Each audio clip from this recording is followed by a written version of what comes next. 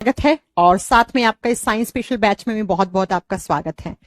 तो सबसे पहले तो कैसे हैं आप सब लोग, कमेंट करके मुझे एक बार बता दीजिएगा कि ऑडियो वीडियो सब कुछ क्लियर है ना।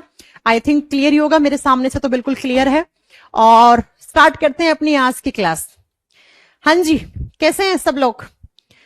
सभी लोग आके बताइएगा जल्दी से कैसे हैं। सबको गुड इवनिंग, राम राम, जय हिंद, सत श्री अकाल, अस्सलाम वालेकुम, है ना। चलो स्टार्ट करते हैं अपनी आज की क्लास। लास्ट क्लास में हम क्या पढ़ रहे थे? बायोलॉजी पढ़ रहे थे, है ना। इतना तो याद होगा ना। चलो वो याद नहीं हो सकता है कि बायोलॉजी के अंदर क्या पढ़ रहे थे, लेकिन इतना तो आपको याद होगा, बायोलॉजी सब्जेक्ट पढ़ रहे थे। थोड़ा सा रिवाइज करते हैं कि लास्ट क्लास में हमने कितना कुछ पढ़ा था। बच्चों लास्ट क्लास में मैंने आपको पढ़ाया था कि साइंस की एक ब्रांच है जिसको हम बायोलॉजी कहते हैं, यानी कि जिसको हम जीव विज्ञान कहते हैं। और उस बायोलॉजी में हम लिविंग्स के बारे में पढ़ते हैं, हम सजीवों के बारे में पढ़ते हैं। जितने भी इस यूनिवर्स में, आपके सराउंडिंग में जितने भी सारे लिविंग्स हैं, उनके कैरेक्टरिस्टिक्स के बारे में हम पढ़ते हैं। और फिर हमने स्टार्ट किया था कि व्हाट इज लिविंग। लिविंग हम किसको बोलते हैं, हम सजीव किसको कहते हैं। तो लिविंग वही है जिसके बॉडी में सेल्स होनी चाहिए, कोशिकाएं होनी चाहिए, और सेल से टिश्यू, टिश्यू से टिश्यू सिस्टम, टिश्यू सिस्टम से पूरा ऑर्गन, ऑर्गन से ऑर्गन बॉडी, और एक पूरा लिविंग बॉडी बनता है। तो उसको हम लिविंग ऑर्गेनिज्म कह देते हैं, उसको हम सजीव जीव कह देते हैं। फिर दूसरा हमने कैरेक्टर पढ़ा कि लिविंग वही है जिसकी सेल्स के अंदर प्रोटोप्लाज्म होना चाहिए, जीव द्रव्य होना चाहिए। अब ये प्रोटोप्लाज्म क्या होता है, उसका सॉलिड पार्ट क्या होता है, लिक्विड पार्ट क्या होता है, लास्ट क्लास में सब कुछ पढ़ा चुकी हूं। जो बच्चे ऐसे हैं जिन्होंने लास्ट क्लास नहीं देखी है, प्लीज वो लास्ट क्लास देख लीजिएगा ताकि आपको आज की क्लास समझ में आ जाए। ठीक है, चलिए अब स्टार्ट करते हैं कि लास्ट क्लास में हमने दो कैरेक्टर पढ़ लिए थे कि लिविंग्स के क्या क्या होना चाहिए, सेल होना चाहिए और सेल के अंदर प्रोटोप्लाज्म होना चाहिए। ठीक है मैम, इतना हमने पढ़ लिया था। नेक्स्ट मैंने आपको बताया था कि लिविंग बॉडी के अंदर मेटाबॉलिज्म होना चाहिए, मेटाबॉलिज्म होना चाहिए। और मेटाबॉलिज्म को हिंदी में हम कहते हैं चयापचय की क्रियाएं होनी चाहिए। अब अगर कोई आपसे पूछ ले व्हाट इज मेटाबॉलिज्म, ये होता क्या है मेटाबॉलिज्म, आप किसको कहते हो मेटाबॉलिज्म, बड़ा ही गौर से सुनिएगा। एक दिन में हमारी सेल्स में जितनी भी केमिकल रिएक्शंस होती हैं उनको एक साथ मिलाकर हम मेटाबॉलिज्म कहते हैं। यानी कि हमारे बॉडी के अंदर, ये तो मानते हो ना हमारे बॉडी में बहुत सारी केमिकल रिएक्शन होती है कि नहीं मानते हो? हाँ जी, कितने बच्चे मानते हैं मैम केमिकल रिएक्शन तो केमिस्ट्री में होती है, लैब में होती है। अरे बच्चों, अपने बॉडी में भी बहुत सारी केमिकल रिएक्शन होती है। केमिकल रिएक्शन क्या होता है? A+B कोई दो रिएक्टेंट हैं, कोई अभिकारक हैं, ये जुड़े और उनके जुड़ने से C+D नाम के प्रोडक्ट्स बने, उत्पाद बने। तो इसी को तो ही आप केमिकल रिएक्शन कहते हो ना। और यकीन मानिए हमारे बॉडी में ऐसी बहुत सारी केमिकल रिएक्शन होती है। अभी 5 मिनट के बाद आपको बता दूंगी कैसे होती है। ठीक है, तो मैंने कहा व्हाट इज मेटाबॉलिज्म, यानी कि किसी भी लिविंग बॉडी में एक दिन में उसकी सेल्स के अंदर जितनी भी केमिकल रिएक्शंस हो रही हैं, जितनी भी रासायनिक अभिक्रियाएं हो रही हैं, उसको एक साथ मिला के हम मेटाबॉलिज्म कह देते हैं, उसको हम चयापचय कह देते हैं।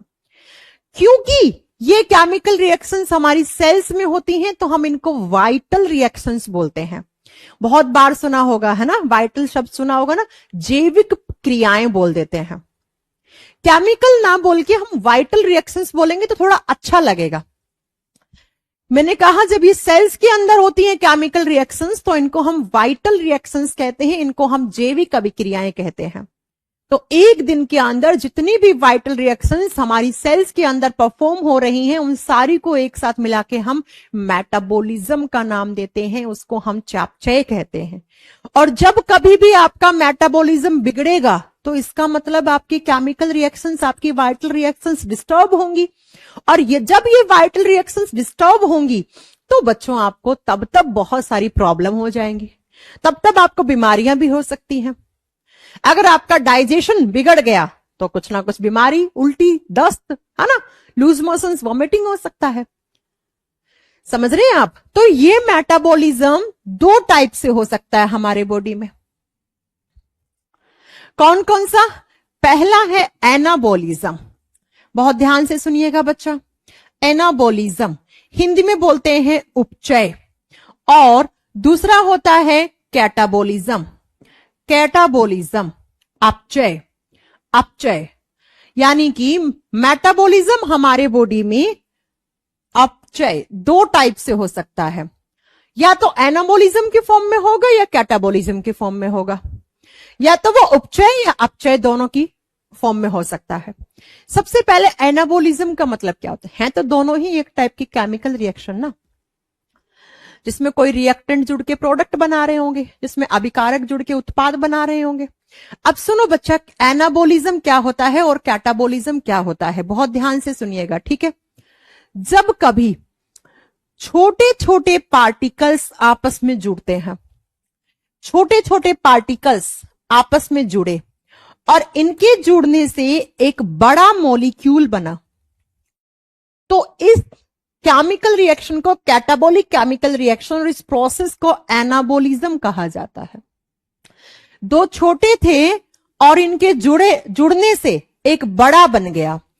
अब इनको जोड़ना है तो आपको क्या देना पड़ेगा? यहां पे एनर्जी देनी पड़ेगी, आप इसको ऊर्जा दोगे बाहर से। यानी कि ऐसी केमिकल रिएक्शन जिसमें दो छोटे छोटे रिएक्टेंट जुड़ के, दो छोटे छोटे अभिकारक जुड़ के उनको आपने बाहर से एनर्जी दी, ऊर्जा दी, तो उसकी हेल्प से वो एक बड़े मॉलिक्यूल में कन्वर्ट हो गया, एक बड़ा प्रोडक्ट बना दिया। तो ऐसी रिएक्शन कैटाबोलिक रिएक्शन, और ये जो प्रोसेस है इसको हम एनाबोलिज्म कहते हैं। यानी कि मैम हमारे बॉडी में एनाबोलिक रिएक्शंस होती हैं, बिल्कुल होती हैं। एग्जाम्पल देती हूं, आप जानते हैं कि प्रोटीन की सबसे छोटी इकाई को हम अमीनो एसिड कहते हैं, और इतना थका हुआ क्वेश्चन आपका एसएससी जीडी पूछ चुका है। आप जानते हैं कि प्रोटीन छोटी छोटी इकाइयों से जिनसे मिलकर बना हुआ होता है उनको अमीनो अम्ल या अमीनो एसिड कहते हैं। जब ये अमीनो एसिड बहुत छोटे छोटे होते हैं ऐसे, और बहुत सारे अमीनो एसिड जब ऐसे जुड़ जाते हैं आपस में एक दूसरे से, तब जाकर क्या बनता है? एक बड़ा सा मॉलिक्यूल। कौन बनता है? प्रोटीन बनता है। तो बच्चों आप खुद देख लो कि छोटे से बड़ा बना, तो ये किस टाइप का रिएक्शन है? अमीनो एसिड से प्रोटीन बनना। अमीनो एसिड छोटा होता है, वो सबसे छोटी इकाई जो प्रोटीन को बनाती है उसको अमीनो एसिड, अमीनो अम्ल कहते हैं हम। कोई बड़ी चीज नहीं है ना। तो बच्चा छोटे से बड़ा बना, तो ये रिएक्शन कैसी है? कैटाबोलिक रिएक्शन है, और सॉरी एनाबोलिक रिएक्शन है। अब इसका जस्ट अपोजिट इधर देखो, इधर देखना, कैटाबोलिज्म क्या होता है या कैटाबोलिक रिएक्शन क्या होता है? ऐसा रिएक्शन जिसमें बड़ा सा कोई मॉलिक्यूल टूटता है और टूटने से छोटे छोटे मॉलिक्यूल मिलते हैं ऐसे, और साथ में थोड़ा एनर्जी रिलीज होता है, यहां पे ऊर्जा बनता है। तो इस टाइप की रिएक्शन को कैटाबोलिक रिएक्शन और इस प्रोसेस को कैटाबोलिज्म कहा जाता है। जब बड़ा मॉलिक्यूल टूट के स्मॉलर मॉलिक्यूल्स में कन्वर्ट हो जाता है तो उस प्रोसेस को हम कैटाबोलिज्म कहते हैं। और जब छोटे मॉलिक्यूल आपस में जुड़कर लार्जर मॉलिक्यूल बना रहे हैं, स्मॉलर के जुड़ने से लार्जर बन रहा है, तो उसको हम एनाबोलिज्म कहते हैं। इसका मतलब आप ये बता रही हो मैम आप तो केमिस्ट्री पढ़ाने लग गई हो। अरे नहीं, केमिस्ट्री नहीं है, बायोलॉजी का ही पार्ट है। मैंने कहा हमारे बॉडी में एक दिन में जितनी भी सारी वाइटल रिएक्शंस होती हैं उनको एक साथ मिलाकर आप मेटाबॉलिज्म कहते हो। और ये मेटाबॉलिज्म में बहुत सारे टाइप की रिएक्शंस होती हैं। एक टाइप से मेटाबॉलिज्म दो टाइप से हो सकता है। मेटाबॉलिक रिएक्शन दो प्रकार से हो सकती है, आइदर एनाबोलिज्म और कैटाबोलिज्म। एनाबोलिज्म का एग्जाम्पल आपसे पूछ ले, एग्जाम में आएगा बच्चा। एग्जाम के क्वेश्चंस कैसे होंगे? तो वो ऐसे होंगे कि अमीनो एसिड से प्रोटीन बनना क्या है? कैटाबोलिक रिएक्शन है, एनाबोलिज्म है। क्या हमारे बॉडी में होता है? मैंने कहा था ना हमारे बॉडी में बहुत सारी केमिकल रिएक्शन होती है। देखो ना, क्या हमारे बॉडी में प्रोटीन बनता है? बिल्कुल बनता है। आप में से कुछ लोग कहेंगे हम तो प्रोटीन के लिए दूध पीते हैं, सोयाबीन खाते हैं, नॉनवेज खाते हैं, अंडा खाते हैं मैम। अरे नहीं नहीं नहीं, बहुत सारे ऐसे प्रोटीन होते हैं जो आपका बॉडी बनाता है। जैसे फॉर एग्जाम्पल आपके बालों में जो प्रोटीन होता है वो आप क्या बाहर से खाते हो? अगर बालों में प्रोटीन जो होता है वो बाहर से खा रहे होते तो आज कोई भी इंसान बाल झड़ने की प्रॉब्लम से परेशान नहीं होता। लड़कियों को देखो कितना परेशान रहती है, मेरे बाल नहीं बढ़ रहे। आजकल तो लड़कियों से ज्यादा लड़के मेरे से पूछते हैं कि मैम बाल बिल्कुल झड़ गए, गंजे ही हो गए, कुछ बता दीजिए ट्रीटमेंट, है ना। तो ऐसे भी प्रोटीन होते हैं जो आप डाइट से नहीं ले सकते हो, उनको आपका बॉडी बनाता है। तो किस प्रोसेस से बनाता होगा? एनाबोलिज्म प्रोसेस से। तो मैंने आपको जो बात मैंने बोली उसको प्रूफ कर दिया ना यहां पे मैंने। दूसरा मैं आपको एग्जाम्पल बताती हूं कैटाबोलिज्म का। विटामिन डी बनना। कितने लोग जानते हैं कि हमारे बॉडी में एक विटामिन बनता है, और कौन सा? विटामिन डी बनता है। हाँ जी, आगे पढ़ाऊंगी मैं आपको। कोलेस्ट्रॉल और कुछ अदर केमिकल्स जुड़ के हमारे बॉडी में विटामिन डी बनाते हैं। तो बच्चों, छोटों के जो छोटे मॉलिक्यूल्स जुड़ते हैं इसमें और एक बड़ा मॉलिक्यूल बन जाता है जिसको आप विटामिन डी कह देते हो। तो अगर आपसे पूछ ले कि अमीनो एसिड से प्रोटीन बनना कैसा प्रोसेस है? एनाबोलिज्म। विटामिन डी का संश्लेषण होना कैसा प्रोसेस है? एनाबोलिज्म। जबकि बच्चों कैटाबोलिज्म के एग्जाम्पल की बात करोगे तो पहला एग्जाम्पल आता है डाइजेशन। सारे बच्चे जानते हैं कि हमारे बॉडी में डाइजेशन होता है। डाइजेशन क्या है? एक टाइप का केमिकल रिएक्शन ही है बच्चा। क्या होता है डाइजेशन में? जो आप खाना खाते हो वो इस तरीके से लार्जर मॉलिक्यूल्स में खाते हो, और आपके बॉडी को चाहिए ऐसे स्मॉलर मॉलिक्यूल्स। भोजन आप बड़े बड़े अणुओं में खाते हो, लेकिन आपका बॉडी कहता है भैया इसको छोटा छोटा तोड़ के हमें दो। आपकी सेल्स कहती है इसको छोटा छोटा करके दे दो तो हम इससे एनर्जी निकाल लें, नहीं तो हमारे किसी काम का नहीं है जो आप खाना खा रहे हो। जैसे नेक्स्ट एग्जाम्पल सुनना, एक्सक्रीशन। एक्सक्रीशन का मतलब होता है उत्सर्जन। एक्सक्रीशन का मीनिंग क्या होता है? उत्सर्जन। ये भी एक कैटाबोलिक रिएक्शन है। For example next, respiration. Hindi में बोलते हैं श्वसन। ये भी हमारे बॉडी में क्या है? एक टाइप का कैटाबोलिक रिएक्शन है। श्वसन की प्रक्रिया भी कैटाबोलिक है। अब कभी कभी तो इनकी एग्जाम्पल ही पूछ लेते हैं एग्जाम में। एक एग्जाम्पल देगा और पूछेगा बताइए ये कैटाबोलिक रिएक्शन है या एनाबोलिक रिएक्शन है? मैंने क्या बोला? मैंने कहा लिविंग बॉडी वही है जिसके बॉडी में मेटाबॉलिज्म हो। इस मार्कर के बॉडी में कोई किसी टाइप की कोई केमिकल रिएक्शन नहीं हो रही है बच्चा, लेकिन मेरे बॉडी में बहुत सारी हो रही है। मेरे बॉडी में विटामिन डी भी बन रहा है, प्रोटीन भी बन रहा है, डाइजेशन भी हो रहा है, एक्सक्रीशन भी हो रहा है, रेस्पिरेशन भी हो रहा है। तो मैं क्या हूं? मैं लिविंग हूं। अब आप कहोगे मैम प्लांट्स में, बिल्कुल प्लांट्स में भी बहुत सारे प्रोटीन बनते हैं, प्लांट्स में भी बहुत सारा रेस्पिरेशन होता है, प्लांट्स में भी बहुत सारे छोटे छोटे मॉलिक्यूल से बड़ा बनता है और बड़े से छोटे बनते हैं। तो प्लांट्स में भी तो मेटाबॉलिज्म हो गया ना। इसलिए तो हमने कहा लिविंग बॉडी वही है जिसके बॉडी में मेटाबॉलिक रिएक्शन हो, जिसमें मेटाबॉलिज्म हो रहा है। इसलिए डॉक्टर कहता है आपका मेटाबॉलिज्म बिगड़ा है, यानी आपका अंदर का सारा सिस्टम हिला हुआ है भैया। आप ना टाइम से खाना खा रहे हो, ना टाइम से आपके बॉडी में खाना पच रहा है, ना टाइम से आपका पच रहा है, तो ना टाइम से आपके बॉडी में एनर्जी रिलीज हो रही है। इसलिए आपका मेटाबॉलिज्म बिगड़ा है, इसलिए आपको बहुत सारी बीमारियां एक नहीं है।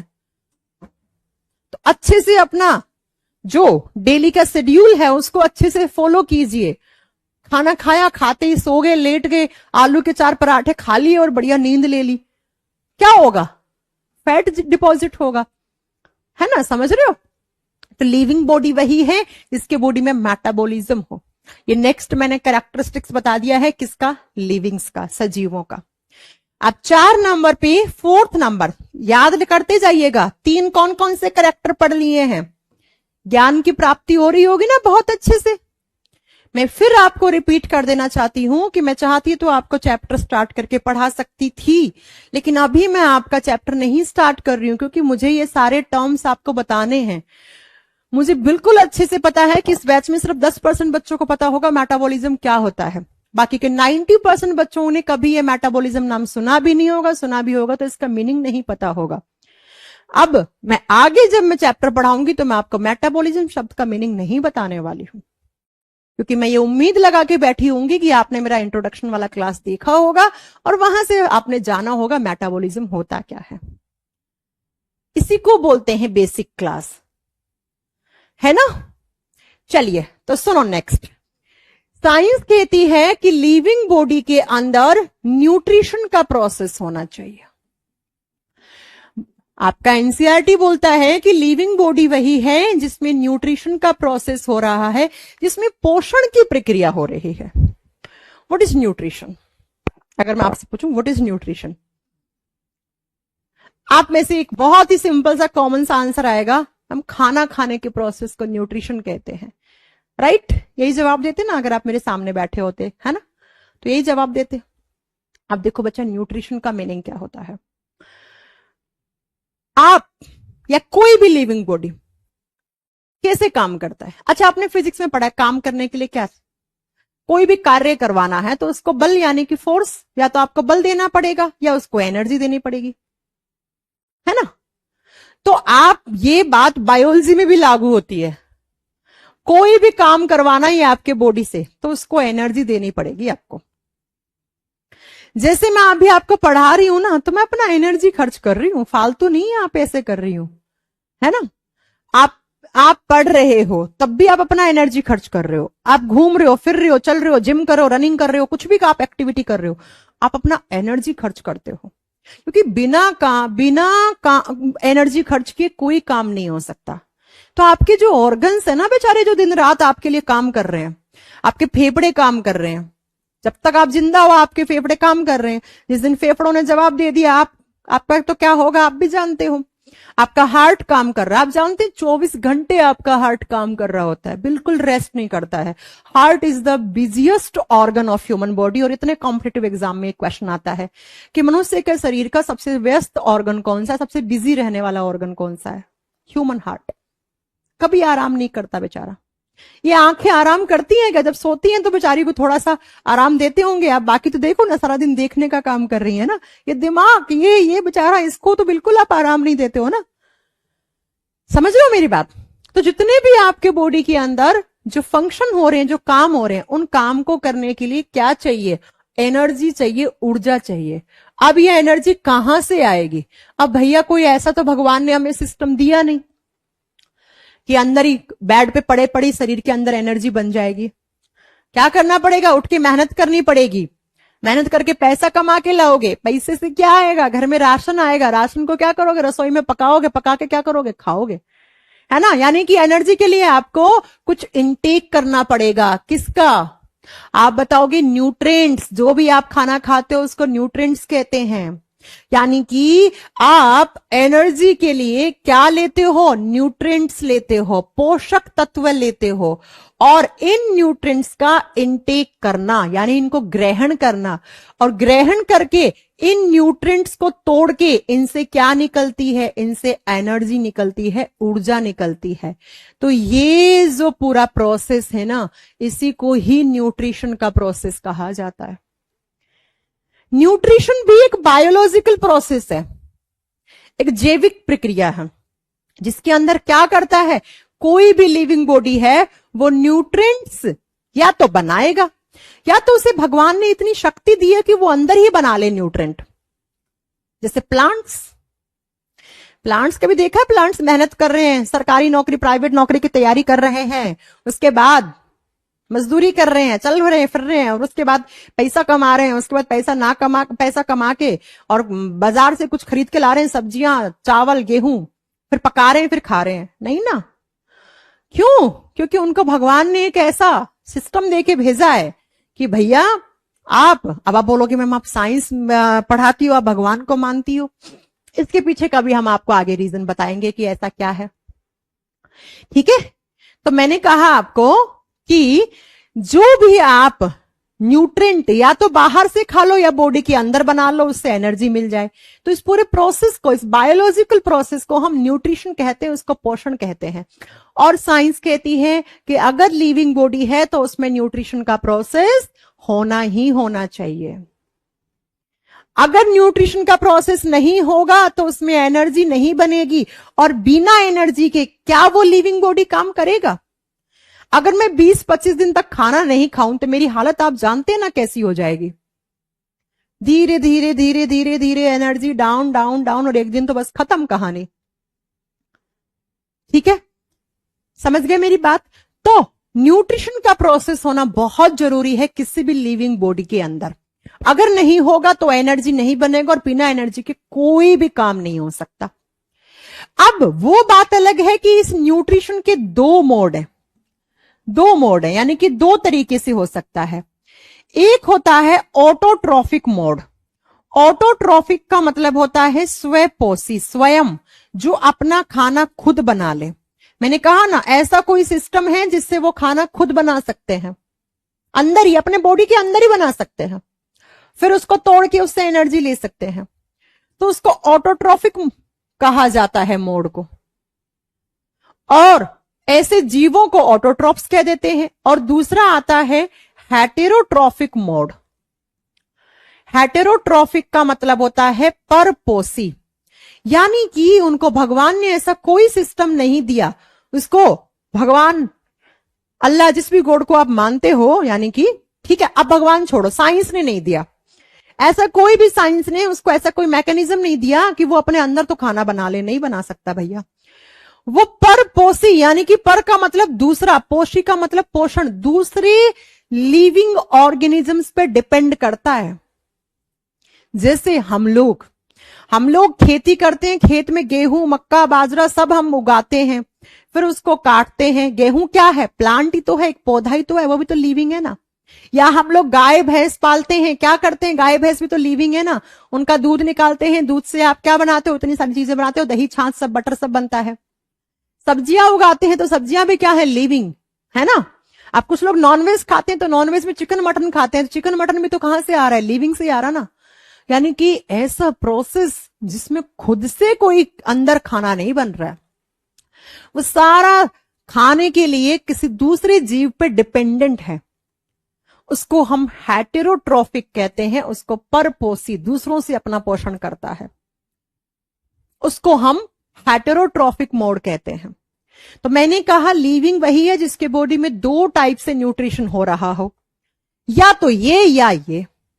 अब इसका एग्जाम्पल तो आप लिख सकते हो ऑल ग्रीन प्लांट्स, सभी हरे प्लांट्स, पेड़ पौधे ऑटोट्रॉफिक मोड पे काम करते हैं। और एक एग्जाम्पल और लिखिएगा बच्चों, युगलीना। अभी युगलीना क्या होता है मां बाप को पढ़ाएंगे आगे, डोंट वरी। युगलीना ये क्या करते हैं? ये अपना खाना खुद से बनाते हैं, यानी कि इनके न्यूट्रिशन का मोड क्या हो गया? ऑटोट्रॉफिक मोड हो गया। हेटेरोट्रॉफिक जैसे ऑल एनिमल्स, गाय भैंस घोड़ा बकरी जानवर, हम लोग सब। जैसे फंगी जिसको हम कवक कहते हैं, ठीक है बच्चा, ये भी दूसरों पे डिपेंडेंट रहते हैं। समझ में आ गई मेरी बात? यानी कि लिविंग बॉडी वही है जिसमें न्यूट्रिशन का प्रोसेस हो रहा हो। और न्यूट्रिशन का मोटिव क्या है? न्यूट्रिशन का मोटिव एक ही है बच्चा, क्या? एनर्जी रिलीज करवाना। अब बिना एनर्जी के तो ना प्लांट काम कर पाएगा, ना हम लोग कर पाएंगे, कोई भी लिविंग बॉडी नहीं कर पाता। अब ये मार्कर है, इसमें किसी भी टाइप का कोई न्यूट्रिशन का प्रोसेस नहीं हो रहा, लेकिन मैं लिविंग हूं तो मेरे में न्यूट्रिशन का प्रोसेस हो रहा है। भैया कम से कम दिन में 3 बार खाना खा रही हूं मैं, और उस खाना खाने के पीछे मैं बहुत मेहनत भी कर रही हूं, है ना। पढ़ा रही हूं, इतनी दूर से आके स्टूडियो में पढ़ा रही हूं, अपना एनर्जी खर्च कर रही हूं ना, अपना समय खर्च कर रही हूं। ऐसे ही आप भी कुछ ना कुछ काम करते होंगे, आपके माता पिता भी कुछ ना कुछ काम करते होंगे, तो हमें रोटी कमानी पड़ती है। प्लांट्स को भगवान ने बहुत मजे दिए हैं, वो अपना खाना खुद बना लेते हैं। एक टर्म है, आगे हम आपको बहुत डिटेल में पढ़ाएंगे, फोटोसिंथेसिस, प्रकाश संश्लेषण की क्रिया। उसकी हेल्प से प्लांट अपना न्यूट्रिशन कंप्लीट कर लेते हैं, प्लांट्स अपना भोजन बना लेते हैं वहां से। ठीक है बच्चों, समझ में आ गई मेरी बात? चलो, न्यूट्रिशन का प्रोसेस प्लांट्स में, एनिमल्स में, या फिर कोई भी लिविंग बॉडी है उसमें होना ही होना चाहिए। नहीं होगा तो भैया वो लिविंग बॉडी सरवाइव नहीं कर पाएगा। नेक्स्ट पॉइंट पे साइंस कहती है, आपकी एनसीईआरटी कहती है कि लिविंग बॉडी वही है जिसमें डाइजेशन का प्रोसेस हो, जिसमें डाइजेशन का प्रोसेस हो, यानी कि पाचन की प्रक्रिया हो रही हो। लिविंग बॉडी वही है जिसमें डाइजेशन का प्रोसेस हो रहा है। अब डाइजेशन क्या होता है? ये 5 नंबर पे कैरेक्टरिस्टिक्स पढ़ा रही हूं लिविंग के। मेरे बॉडी में डाइजेशन हो रहा है, गाय भैंस घोड़ा बकरी जानवर सब में डाइजेशन होता है। जबकि इस मार्कर में किसी भी टाइप का कोई डाइजेशन करना ही नहीं है इसको। अब डाइजेशन का मीनिंग क्या होता है वो सुनो।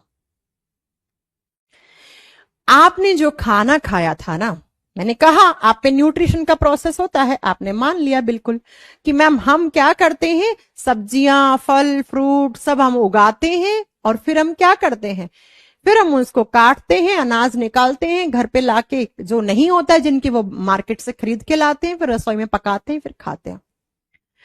जो भी आप न्यूट्रिएंट खा रहे हो, जो भी आप पोषक तत्व खा रहे हो, वो आप इस तरीके से खाते हो, ऐसे ऐसे। अब मुझे ये बताओ हमारा बॉडी किससे मिलकर बना हुआ है? Smallest unit of any living body क्या कहलाती है? सेल कहलाती है, कोशिका कहलाती है। सेल इतनी छोटी होती है बच्चा, इतनी छोटी होती है कि उसको आप नेक्ड आई से नहीं देख सकते, उसको आप नग्न आंखों से नहीं देख सकते। नहीं देख सकते मैम, बिल्कुल सही कहा। अब एनर्जी तो सेल्स को भी चाहिए ना। अगर सेल्स के पास एनर्जी रहेगी तो टिश्यूज के पास है, टिश्यूज के पास है तो आपके ऑर्गन्स के पास है, ऑर्गन्स के पास है तो आपका पूरा सिस्टम काम कर रहा है।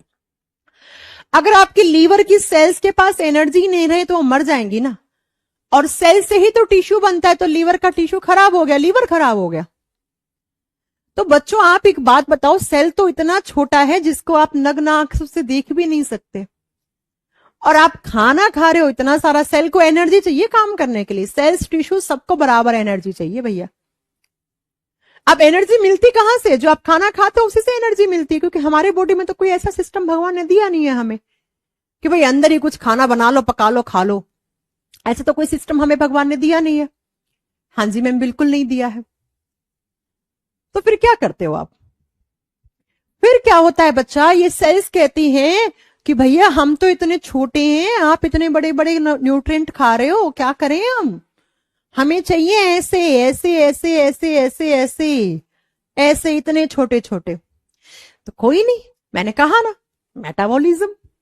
तो हमारी बॉडी में एक सिस्टम है, जो सिस्टम क्या करता है, जो सिस्टम इन लार्जर मॉलिक्यूल्स को, इन न्यूट्रिएंट को, ये जो बड़े बड़े अणु है ना, इनको इतना छोटा तोड़ देता है, इतना छोटा तोड़ देता है कि फिर इनका हमारी कोशिकाओं में अवशोषण हो जाए, और फिर इनसे हमारी सेल्स क्या ले पाए? एनर्जी ले पाए, एनर्जी ले पाए, ऊर्जा ले पाए। और एनर्जी होंगी तो आपकी सेल्स बरोबर काम करेंगी ना, बहुत अच्छे से काम करेंगी। सेल्स के पास एनर्जी है तो टिश्यूज के पास है, टिश्यूज का मतलब ऑर्गन्स के पास एनर्जी है, ऑर्गन्स हेल्दी रहेंगे, बढ़िया काम करेंगे। तो डाइजेशन क्या है? डाइजेशन भी एक केमिकल रिएक्शन है। आप देखो ना, रिएक्टेंट से प्रोडक्ट बन रहा है, यही तो होता है केमिकल रिएक्शन। अब आप मुझे फटाक से बता दो, डाइजेशन जो किस टाइप का कैटाबोलिक रिएक्शन है या एनाबोलिक है? ये आप लोग कमेंट करके बताओगे, अब मैं नहीं बताऊंगी भैया। मैं क्यों बताऊं, पढ़ा चुकी हूं मैं तो। हाँ जी, जल्दी बताइए कमेंट करके, मैं वेट कर रही हूं आपके कमेंट का।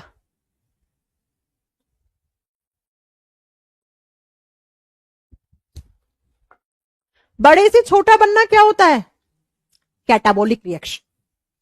तो डाइजेशन भी एक टाइप का कैटाबोलिक रिएक्शन है। तो डाइजेशन क्या है? डाइजेशन भी एक बायोलॉजिकल प्रोसेस, इसमें न्यूट्रिएंट्स को, जो आप न्यूट्रिएंट्स खाते हो वो ऐसे बड़े बड़े लार्जर मॉलिक्यूल्स खाते हो, और उनको क्या किया जाता है? स्मॉलर मॉलिक्यूल्स में तोड़ा जाता है। तो इस केमिकल प्रोसेस को हम क्या कहते हैं हमारे बॉडी में? डाइजेशन कहते हैं। और जो सिस्टम करवाता है उसको डाइजेस्टिव सिस्टम, उसको पाचन तंत्र कहते हैं हम। तो बच्चों, इस मार्कर में किसी भी टाइप का कोई डाइजेशन नहीं हो रहा है, लेकिन मेरे बॉडी में गाय भैंस घोड़ा बिल्ली कुत्ता बिल्ली सब क्या है? लिविंग्स हैं, और सब में क्या हो रहा है? डाइजेशन हो रहा है। अगर डाइजेशन ना होगा तो क्या नहीं बनेगा? एनर्जी नहीं बनेगा, और बिना एनर्जी के तो कोई काम नहीं करना चाहता भैया, होता ही नहीं है बिना एनर्जी के काम। ओके, तो लिविंग वही है जिसके बॉडी में डाइजेशन की प्रोसेस हो रही है। अब नेक्स्ट कैरेक्टर, नेक्स्ट लिखोगे कि लिविंग्स का अगला कैरेक्टर क्या होना चाहिए। साइंस कहती है या आपका 6 नंबर पे आएगा क्या? आपने कितने पढ़ लिए? 5th पढ़ लिए या 6th पढ़ लिए? हाँ 6 नंबर पे। चलिए लिखिए 6 नंबर पे, यानी कि लिविंग्स का नेक्स्ट कैरेक्टर क्या होना चाहिए? आपने बोल दिया हम बायोलॉजी पढ़ रहे हैं, बायोलॉजी में हम लिविंग्स के बारे में पढ़ रहे हैं। भैया लिविंग्स होते क्या हैं? जब तक ये नहीं पता लगेगा तो कैसे कोई चैप्टर पढ़ लोगे आप? तो लिविंग्स वही हैं जिसमें रेस्पिरेशन का प्रोसेस हो, जिसमें रेस्पिरेशन हो रहा है, जिसमें श्वसन की प्रक्रिया हो रही हो। अब मैं अगर आपसे पूछूं व्हाट इज रेस्पिरेशन, तो आप सब क्या आंसर करोगे? आप लोग बताओ क्या आंसर करोगे? हाँ जी बच्चा, मैं आपको एक पॉइंट क्लियर कर दूं, जितने भी लिविंग्स होते हैं उन सब में रेस्पिरेशन होता है। प्लांट्स में भी रेस्पिरेशन होता है, बिल्कुल होता है। गाय, भैंस, घोड़ा, बकरी, जानवर, ऑल ग्रीन प्लांट्स, एल्गीज, हम लोग, हम सब लिविंग्स हैं, हम सब में रेस्पिरेशन होता है। चलो बताओ रेस्पिरेशन क्या होता है? हाँ जी, तमन्ना जी आंसर कर रही हैं कि मैम ऑक्सीजन लेना, CO2 छोड़ना। ऑक्सीजन लेना, CO2 छोड़ना इज ब्रीदिंग, नॉट रेस्पिरेशन। वो ब्रीदिंग है, सांस लेना सांस छोड़ना, या हवा लेना CO2 छोड़ना, या ऑक्सीजन लेना CO2 छोड़ना, इन सब के अलावा कोई आंसर है तो वो कीजिए मुझे। ये सब ब्रीदिंग कहलाते हैं बच्चा। रेस्पिरेशन का मीनिंग क्या होता है? मैंने ये क्वेश्चन पूछा है, व्हाट इज रेस्पिरेशन? हाँ जी, कोई बात नहीं, आपका टाइम आउट हो गया, टाइम आउट। अब मैं बताऊंगी क्या होता है रेस्पिरेशन। सुनो जरा ध्यान से। हम क्या लेते हैं? हम एयर लेते हैं। कभी मत बोलना कि हम ऑक्सीजन लेते हैं। अरे भैया ऑक्सीजन सिर्फ 21% है इस एनवायरमेंट में। इस कमरे में जो टोटल एयर है उसमें से सिर्फ 21% ऑक्सीजन है। तो मैं क्या फिल्टर लगे हैं क्या इस कमरे में कि जो सिर्फ ऑक्सीजन को फिल्टर करके मेरी नाक तक ला रहे हैं? मैं जहां जहां चल रही हूं वहां फिल्टर लेके चल रही हूँ क्या अपने साथ? तो हम एयर लेते हैं, ऑक्सीजन नहीं लेते हैं। 100% ऑक्सीजन लेंगे शरीर जल जाएगा, नहीं लेते हैं 100% ऑक्सीजन। हम एयर लेते हैं। ये एयर कहां से लिए आपने? नाक से लिए, नोस, नाक से होती हुई आपकी फेरिंग्स वगैरह, आपका जो गले में एक पाइप है जिस पाइप को आप विंड पाइप बोलते हो, जिसको आप श्वास वाली नली बोलते हो, या वायु नलिका बोलते हो, जो वायु ला रही है, जो हवा ला रही है, वायु नलिका, ठीक है, या श्वास नली है। ये रहा, 2 पाइप होते हैं गले में, एक खाने वाली, एक सांस लेने वाली, है ना। विंड पाइप से ये एयर होती होती आपके फेफड़ों में जाती है बच्चा। 2 लंग्स होते हैं, ये विंड पाइप ऐसे जाके डिवाइड हो जाती है, एक फेफड़ा 2 फेफड़ा, सब में 2 फेफड़े हैं। अगर आप अभी क्लास देख पा रहे हो इसका मतलब 2 फेफड़े हैं आप में। अगर नहीं होते तो फिर आप क्लास नहीं देख पाते, आपका भूत क्लास देख रहा होता। फिर आप कहोगे मैम साइंस के टीचर हो, भूत को मानती हो क्या? आगे बताएंगे आपको। तो बहुत सारे दिमाग में डाउट होते हैं ना, मैम साइंस के टीचर को भगवान को नहीं, अक्सर आते हैं। मैं कभी कोई मंदिर में पूजा करते हुए फोटो डालती हूँ तो मेरे यूट्यूब पे या मेरी पब्लिक प्रोफाइल पे हमेशा कमेंट आता है साइंस के टीचर हो क्या, भगवान को मानती हैं? एक बार मैंने भूत का वीडियो बना दिया तो कह रहे भूत को मानती हैं आप। मैम ये बताओ मुर्गी पहले आई अंडा पहले आया, है ना, आते हैं ना ऐसे क्वेश्चन। मैं आपको पूरा बताऊंगी कि पहले मुर्गी आई थी या अंडा आया था, कैसे आया था, अगर दोनों में से पहले आ गए, सारी चीजों के जवाब देंगे। सिर्फ मैं आपको कॉम्पिटिटिव एग्जाम की साइंस नहीं पढ़ाऊंगी, मैं आपको ये जो आपके जीवन जीने की जो शैली है ना उसको भी आपको बताऊंगी कि हर दिन आपके हर 1 घंटे में आपका जीवन साइंस पर डिपेंडेंट है। सारी बातें हम करेंगे लेकिन धीरे धीरे, अभी नहीं। आपने हवा ली हवा आ गई दोनों फेफड़ों में। फेफड़ों में होता है बच्चा खून। अब खून तो सब में है, सब में है, इसलिए आप मेरी क्लास देख पा रहे हो भैया। अगर आप में खून नहीं है तो आप क्लास नहीं देख पा रहे होते, फिर आपका भूत क्लास देख पा रहा होता। अब खून में क्या होता है? कितने बच्चों ने सुन रखा है ये शब्द हीमोग्लोबिन, है ना, सुना होगा ना। मैम लड़कियों में हीमोग्लोबिन थोड़ा कम होता है, लड़कों में ज्यादा होता है। अब सुना होगा अरे यार डॉक्टर ने तो खून की कमी बताई है, हीमोग्लोबिन यूनिट कम आई है ना। अरे यार मेरे में तो बहुत बढ़िया तरीके से हीमोग्लोबिन है, मैं तो 2 यूनिट खून दे सकता हूं किसी को। खून में हीमोग्लोबिन होता है। अब ये हीमोग्लोबिन क्या करता है, बहुत ध्यान से सुनो। आपने हवा ली, हवा में सब कुछ है, नाइट्रोजन, जो भी आप गैस ले रहे हो सब है हवा के अंदर, नाइट्रोजन, कार्बन डाइऑक्साइड, ऑक्सीजन सब है, ये सारी ऐसे आ रही है, ये रास्ता है, आ गया। अब खून में जो हीमोग्लोबिन है ना, वो सिर्फ और सिर्फ अपने साथ किसको जोड़ेगा, ऑक्सीजन को जोड़ेगा। बाकी जो भी आपने लिया था ना, वो सब ऐसा होता हुआ नाक से जब आप सांस छोड़ोगे ना, तो आउट हो जाएगा, बाहर चला जाएगा। जो भी आपने लिया, मुझे नहीं मतलब आपने कौन सी गैस लिया, आप कहां रहते हो, मुझे नहीं पता, ठीक है। समझ में आ गई मेरी बात। खून में जो हीमोग्लोबिन है वो सिर्फ और सिर्फ ऑक्सीजन गैस को जोड़ता है। और आपको पता होगा, जिंदा रहने के लिए एक मुलाकात नहीं, जिंदा रहने के लिए ऑक्सीजन चाहिए भैया। अगर मैं आपकी ऑक्सीजन की पावर कट कर दूं, अगर मैं आपके मुंह पे तकिया लगा के 5 मिनट रोक दूं, मर जाओगे, क्योंकि पावर कट होगी किसकी, ऑक्सीजन की। गला दबा दूं, विंड पाइप फोड़ दूं आपका, ऐसा नहीं करूंगी मैं, है ना। देखा होगा ना मूवीज में गला दबा के मार देते हैं, और भूत आता है, गला पकड़ता है और ऊपर उठा के मार देता है, आदमी तड़प के मर जाता है। तकिया लगा के सास अपनी बहू को मार देती है, ऐसे देखे होंगे आपने भी सीरियल्स, ठीक है। तो मैंने कहा कि हम, अच्छा मैं आपसे क्वेश्चन, आप लोगों को भी दिमाग में आना चाहिए कि हम ऑक्सीजन गैस पे ही क्यों जिंदा रहते हैं।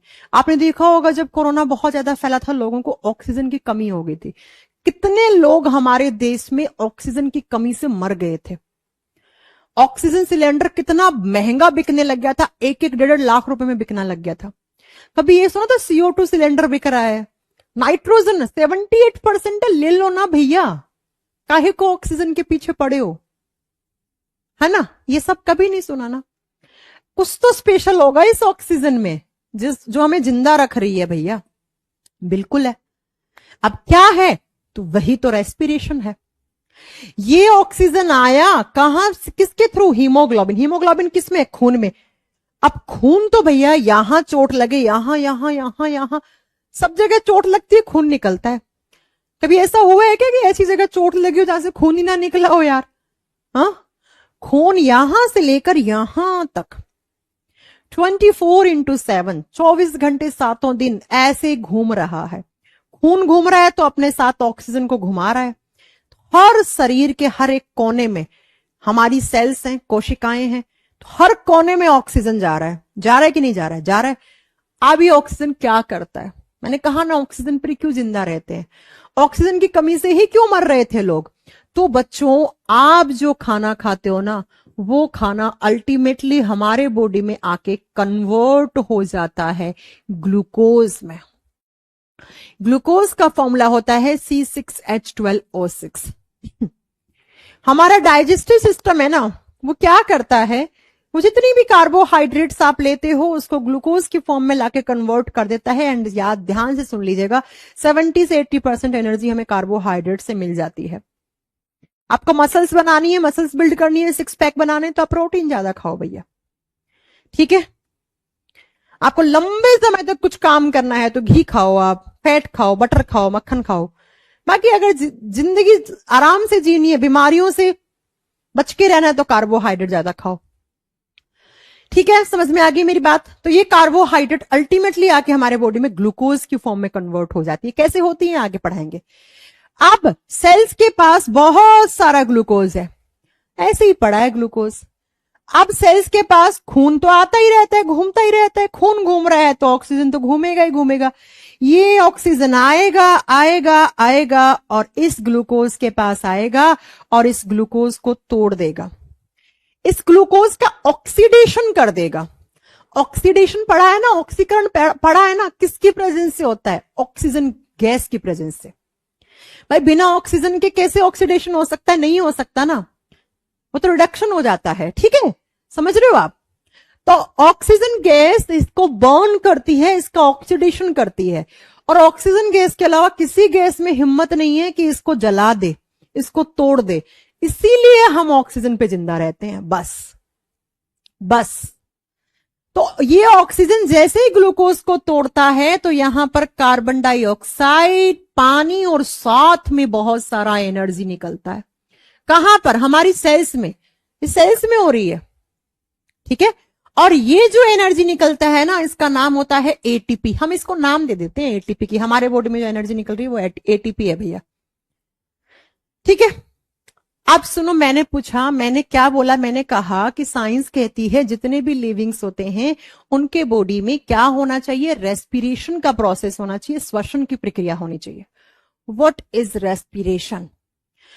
ऑक्सीजन का आना, यहां तक तो ब्रीदिंग कहला रहा था ये तो। अब ये ऑक्सीजन का हमारे हर एक सेल के पास आकर ग्लूकोज का ऑक्सीडेशन करना और जिसके रिजल्ट में कार्बन डाइऑक्साइड, पानी और एनर्जी बनना, इस प्रोसेस को आप रेस्पिरेशन कहते हो। इसको आप रेस्पिरेशन कहते हो। कार्बन डाइऑक्साइड किसी काम का नहीं है, तो जब आप सांस छोड़ोगे तो उसमें वापस बाहर चला जाएगा।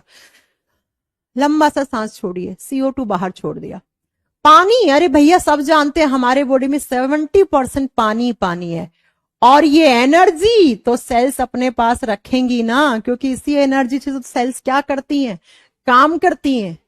काम करने के लिए क्या चाहिए? एनर्जी, ऊर्जा चाहिए। और हमारी बॉडी में जो एनर्जी बनती है उसको नाम हम क्या दे देते हैं? ATP, adenosine triphosphate. समझ में आ गई मेरी बात? तो आप सभी मुझे ये बताओ कि रेस्पिरेशन क्या होता है। आज के बाद कोई आपसे पूछे व्हाट इज रेस्पिरेशन, आपको ये नहीं बोलना है ऑक्सीजन लेना, CO2 छोड़ना। भैया पहली बात, आप ऑक्सीजन लेते ही नहीं हो।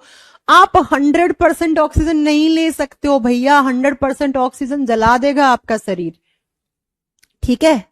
प्योर ऑक्सीजन हम नहीं ले सकते हैं। समझ में आ गया? ऑक्सीजन से ग्लूकोज का टूटना, टूटने से carbon dioxide, water and energy बनना। एनर्जी हमारी सेल स्टोर कर लेती हैं, इसका संग्रहण, इसका भंडारण कर लेती हैं भैया, क्योंकि एनर्जी तो 24 घंटे चाहिए आपको, ठीक है? पानी तो 70% अपना बॉडी जल से ही बना हुआ है। CO2 की कोई रिक्वायरमेंट नहीं है, तो ये CO2 आपका आउट हो जाता है। दो तरीके से होता है, आगे पढ़ाएंगे आपको कैसे हो सकता है, एक एसिड की फॉर्म में और एक सीधा CO2 की फॉर्म में। इस प्रोसेस को आप रेस्पिरेशन कहते हैं, इसको श्वसन कहते हैं। और यकीन मानिए जितने भी लिविंग्स हैं उन सब में रेस्पिरेशन हो रहा है। मेरे बॉडी में भी रेस्पिरेशन हो रहा है, आप में भी हो रहा है, गाय, भैंस, घोड़ा, कुत्ता, बिल्ली, जो भी, लोमड़ी, जो भी है, सब में, प्लांट्स में भी हो रहा है। एक सेंटेंस सुना है, रात में पेड़ पौधों के नीचे नहीं सोना चाहिए। सुना है? क्यों नहीं सोना चाहिए? क्योंकि रात में पेड़ पौधे हमारी तरह ऑक्सीजन लेना शुरू कर देते हैं। अब आप पेड़ के नीचे 4 लोग सो रहे हो और पेड़ बेचारा छोटा सा है, आप भी ऑक्सीजन ले रहे हो, वो भी ऑक्सीजन ले रहा है, थोड़ी ऑक्सीजन की कमी लगेगी कि नहीं लगेगी?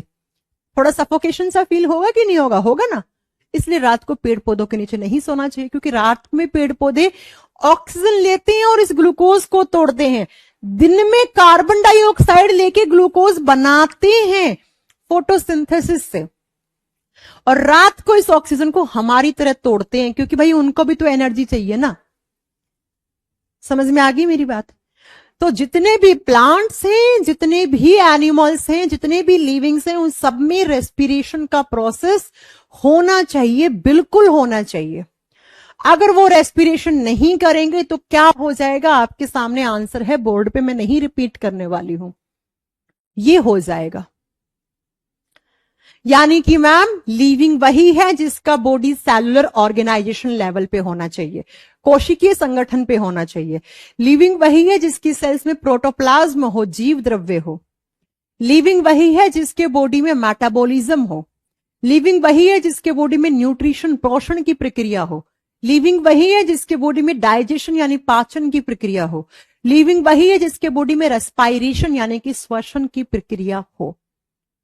मार्कर में इन 6 में से कुछ नहीं होता, इस डिजिटल बोर्ड में 6 में से कुछ नहीं होता। तो मार्कर और ये सब नॉन लिविंग है। मेरे में होता है, इस प्लांट में होता है, तो हम दोनों क्या हैं? हम दोनों लिविंग्स हैं। मुझे उम्मीद है कि आपको यहां तक की क्लास अच्छे से समझ में आ गई होगी कि रेस्पिरेशन भी लिविंग्स का एक मोस्ट इंपॉर्टेंट कैरेक्टरिस्टिक्स है। आ गई होगी ना समझ में? अब आपका कोई भी डाउट है किसी भी टाइप का तो आप मेरे से पूछ सकते हैं। अब नेक्स्ट 4 कैरेक्टर हम अगली क्लास में पढ़ेंगे। 4 बचे ना, excretion, sensitivity, adaptation, life cycle. फिर मैं पढ़ाऊंगी बायोलॉजी की कितनी ब्रांच होती हैं। हम कौन कौन सी ब्रांच पढ़ेंगे, फिर मैं आपको सिलेबस नोट करवाऊंगी, हम क्या क्या सिलेबस पढ़ेंगे, देन अपन पहला चैप्टर स्टार्ट करेंगे। अब मैं अगर इतना कुछ नहीं पढ़ा रही होती, सीधा ही मैं चैप्टर स्टार्ट कर देती, तो प्यारे प्यारे बच्चों ये बताओ, क्या आपको इतने सारे ज्ञान की प्राप्ति होती? कभी समझ पाते कि जिंदा रहने के लिए ऑक्सीजन क्यों चाहिए? अब मैं जब रेस्पिरेटरी सिस्टम पढ़ाऊंगी तो मैं रेस्पिरेशन नहीं बताऊंगी क्या होता है, मैं ये बताऊंगी रेस्पिरेशन 2 टाइप से होता है, एरोबिक एंड अनारोबिक, क्योंकि मैं वहां पे उम्मीद लगा के बैठी हूंगी कि आपने रेस्पिरेशन पढ़ लिया है भैया, है ना। तो जिंदा रहने के लिए एक मुलाकात नहीं, ऑक्सीजन की जरूरत है। मुलाकात करते रहो, ऑक्सीजन नहीं मिलेगा तो वेंटिलेटर पे आ जाओगे, समझ रहे हो आप। इसीलिए ऑक्सीजन की कमी से बहुत सारे लोग कोविड-19 जैसे टाइम पे मर गए थे, और हम भगवान से यही मांगते हैं कि ऐसा समय फिर से हमें कभी ना देखना पड़े जो हम इतना गंदा समय देख चुके हैं। अब क्यों ऑक्सीजन की कमी हो रही थी कोविड-19 वाले पेशेंट में? क्योंकि उनके फेफड़ों में कोरोना जी आ गए थे, और कोरोना जी ने क्या किया, अपना फोटोकॉपी बनाया। किसकी हेल्प से? अपने आरएनए की हेल्प से, और उनकी फेफड़ों की सेल्स को क्या कर दिया, इन्फेक्टेड कर दिया, संक्रमित कर दिया। तो बेचारे फेफड़ों के अंदर ऑक्सीजन घुल ही नहीं पा रहा था खून के अंदर। तो धीरे धीरे धीरे ऐसे लोगों का ऑक्सीजन लेवल 80, 75, 60, 40 खत्म। ऑक्सीमीटर मेजर करके देखा होगा ना, सबको डर लगा था भैया सेकंड वेव में। बस ऑक्सीमीटर ऐसा डिवाइस होता है जो आपके बॉडी में टिश्यूज के पास ऑक्सीजन का लेवल क्या है वो बताता है। एक हेल्दी पर्सन में 95 से अबो आना चाहिए अगर सुपर हेल्दी हो तो, बाकी 90 से भी काम चल जाता है। लेकिन जैसे ही इससे नीचे आता है धीरे धीरे, तो समझ लो धीरे धीरे धीरे धीरे आपको वेंटिलेटर यानी कि ऑक्सीजन सिलेंडर की रिक्वायरमेंट है। अब अगर उस समय नहीं मिलेगा तो फिर ठीक है बच्चों। तो ये सारी बातें मैं उम्मीद करती हूं कि आपको समझ में आई हैं। कोई भी डाउट हो, कैसा भी डाउट हो, जब नोट्स बनाओ तो साइड में लिख लेना कि मैम मैं आपकी डाउट क्लास भी लूंगी, बिल्कुल लूंगी। मैं आपका सरप्राइज टेस्ट भी लूंगी, बताऊंगी नहीं, थोड़ा पढ़ा तो दो उसके लिए, तभी तो ले पाऊंगी। ठीक है, तो आज की क्लास को हम यहीं तक रखें, नेक्स्ट क्लास में मिलें आपसे। मुझे उम्मीद है कि आप सब लोगों को बहुत अच्छे से ये क्लास समझ में आई होगी, और मैं अपना बेस्ट दे रही हूं, आपको भी अपना बेस्ट देना पड़ेगा, तभी जाकर बेस्ट रिजल्ट निकलेगा, है ना। और जो बच्चे YouTube से क्लास देख रहे हैं, जिन्होंने अभी तक साइंस स्पेशल का बैच ज्वाइन नहीं किया है, वो कैरियरविल एप्लीकेशन डाउनलोड करके प्ले स्टोर से सब्जेक्ट स्पेशल की कैटेगरी में जाके साइंस स्पेशल का ये न्यू बैच ज्वाइन कर लीजिए, जिस बैच पे अभी आपका डिस्काउंट चल रहा है, फी में बाद में नहीं होने वाला है।